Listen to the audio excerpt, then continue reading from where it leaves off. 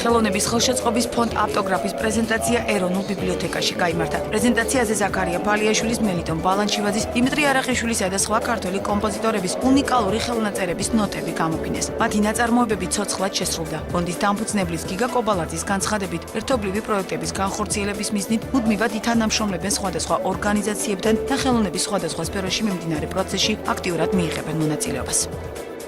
Აღმოჩნდა ფონდი ავტოგრაფი, რომელიც ხელოვნების ხელშეწყობას ემსახურება.